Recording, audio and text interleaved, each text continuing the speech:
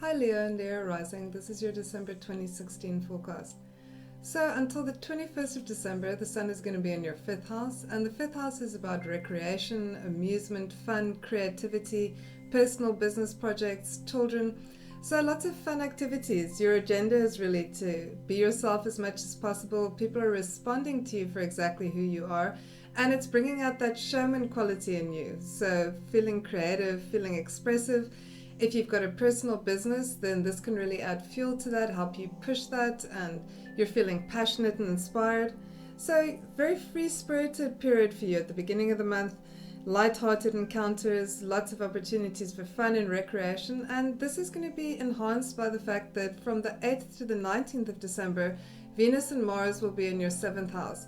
So the 7th house is that house of all significant one-on-one interactions, and this placement is the best for chemistry, charisma, confidence in your interactions with others. Venus helps you work things out harmoniously, and Mars helps you take the initiative. So this can be the start of new love relationships or just intensifying the passion in existing relationships. Mars in the 7th house can help you take that initiative, take the plunge, be a little bit bold and daring. So lots of social activities on the cards for you this month, with the Sun in the 5th house and Venus and Mars in your 7th house of significant one-on-one interactions, adding fuel to the fires, love and chemistry. So lots of good things for you at the beginning of the month. Mercury is going to be going retrograde in your 6th house, and this is where you need to reorganize your workspace. But this is the last week of the month when the Sun is also going to be moving into the 6th house. So from there, it's going to be quite a different flavor. It's about doing what needs to be done, organizing things, being more efficient.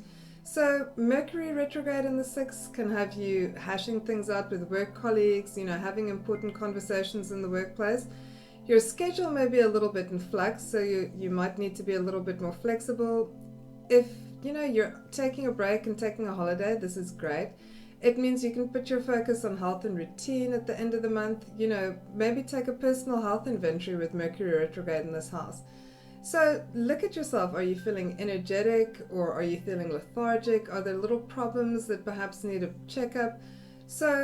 And once you've done this personal inventory, it's a good time to start gathering information for a diet plan or exercise routine.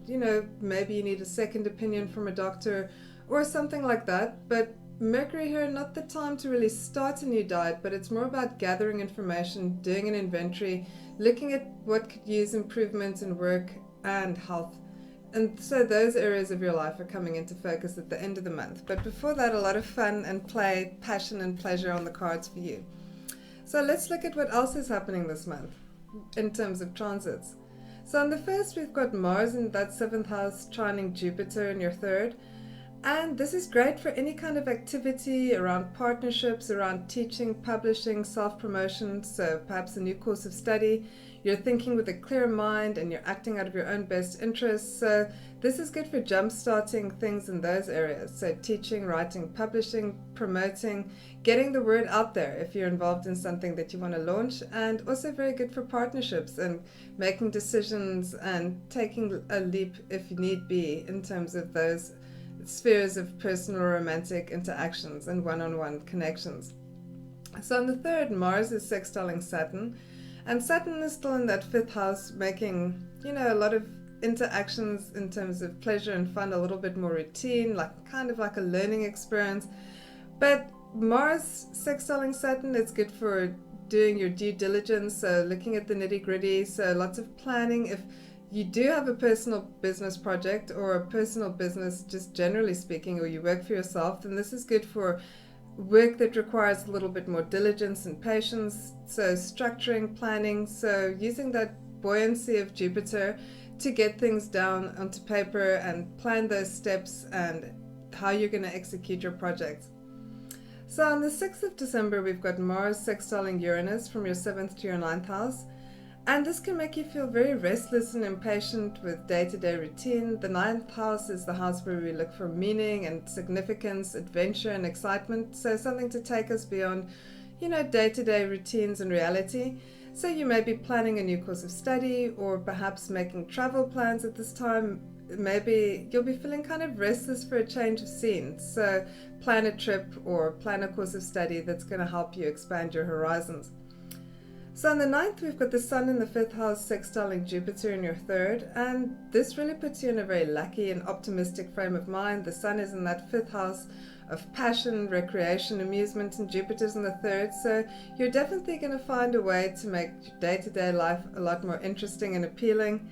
So this can be good for group activities, good for business projects. So the 3rd house is that house of communication, getting the word out, teaching, publishing, print is also indicated. So, and if you've got goals in these areas, it's a good time to review them because you'll be feeling very clear-minded and optimistic. So favors all kinds of projects that have to do with communication, teaching, and publishing. So on the 10th, we've got the Sun conjuncting Saturn in your 5th house, and so this makes things a little bit more serious. Perhaps you've got commitments to loved ones or children, that you need to fulfill.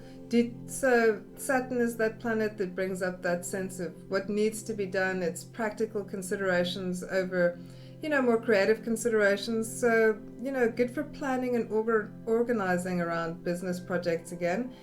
And, taking care of the nitty-gritty, so responsibilities to loved ones may need to be fulfilled at this time. So on the 12th, we've got the Sun in the 5th, trining Uranus in your 9th house, and this really does, again, favor new activities. You're looking for ways to make your life more different and interesting. Life feels a little bit more exciting, so again, this could be planning travel plans or study plans. So, you're looking for things that are going to be a little bit different. If you want to study, it could be something more esoteric like astrology, the tarot, but Uranus is also technology, so maybe technological studies and improving your skills or computer literacy. But you'll be looking for the study of something novel, new, and interesting. So feeling a little bit restless again and wanting to go on some kind of adventure. So see what you can do to make things more exciting and stimulating. So the full moon this month is in the 11th house, and this is the house of friendships and group activities. So with the full moon, energies can kind of culminate, things can feel a little bit overwhelming. Perhaps a friend needs some support from you, or perhaps it's time for you to make a kind of humanitarian gesture, because the 11th house is hopes, dreams, objectives, and goals, but it's also things that are bigger than us. And with Saturn involved in this full moon, again, it's about commitments to people that you're responsible for. So friends or groups, associations could have you getting involved at this time.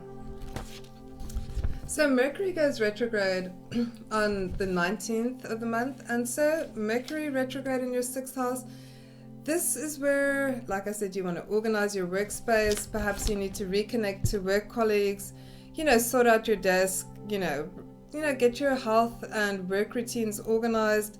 It's maybe time to kind of structure things a little bit differently, look at where you can make improvements. It's all about organization and efficiency.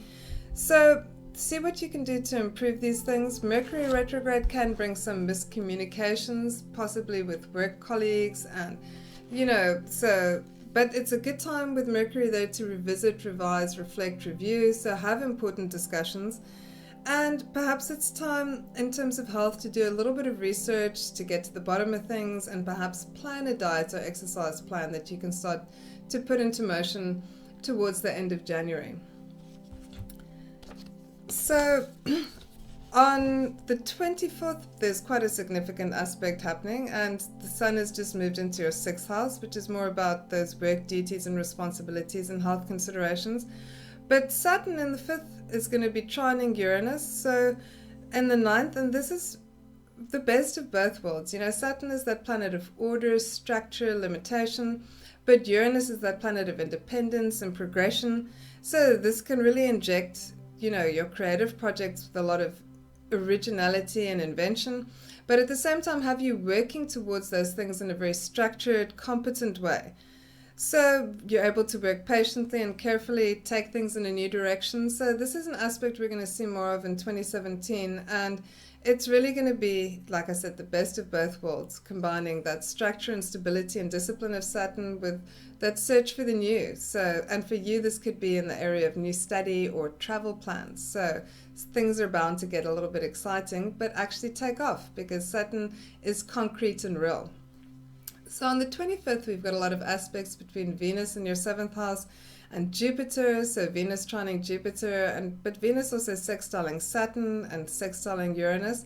So irrespective of whether you celebrate Christmas or not, this is a very good social day. It's a good time to attend parties, hang out with loved ones, put your feet up, relax, take it easy, have a glass of wine. And Saturn here is service to loved ones, Uranus, exciting, stimulating contacts. So definitely when you want to accept an invitation and attend a party, or perhaps even give one yourself. So on the 26th, we've got another significant aspect happening. It's Jupiter opposing Uranus between your 3rd and your 9th house. And this again can bring some unexpected opportunities. So for you, this is around education, teaching, publishing, traveling, learning, new experiences. So these opportunities can come in the form of events or other people, so they kind of come to you, but it's opportunities to break free from restrictions, to make your life more meaningful and significant. And again, some unexpected surprise opportunities to improve your circumstances can happen with this aspect, and this is also one we'll see again in 2017. And for you, it's happening in those learning houses, travel houses, communication houses, teaching, publishing, writing. So possibly some exciting things happening for you like that. So expect the unexpected. So on the 28th, we've got the Sun sextiling Mars. And, this is going to have to do with your 8th house of joint resources. So perhaps you're setting budgets, you're taking the initiative to get your finances in order. So, take this time to get financial affairs in order and take the initiative to do so. So another way of being more organized and efficient with the Sun in the 6th at this time. So the new moon is going to be in Capricorn in your 6th house, and this is all about responsibilities, duties, and obligations in work and health. So Capricorn is that very sensible, pragmatic, organized sign. So, what can you do to improve your work circumstances? What can you do to improve your health circumstances? So, a lot of planning and organization going into those areas of your life, ways to be more efficient, organized, and competent. And so you'll just be looking at those sorts of areas and making careful changes, tangible changes, so things that you can actually pull off. So the month ends with the Sun sextiling Neptune, and this is a very good aspect for being sensitized to other people. Mars is also conjuncting Neptune. So, a bit of selfless service and activity could be indicated. So this could be a chance to give back a little bit. With the Sun in the 5th, you've had a lot of fun, so perhaps it's now time to have that spirit of gracious giving and extend, a bit of service to somebody else or others that are in need. The 6th house can also be the house of animals, so perhaps a bit of animal philanthropy is indicated. Anyway, if you've enjoyed this forecast, please like and subscribe, and thanks so much for listening. Have a wonderful festive season and a happy new year.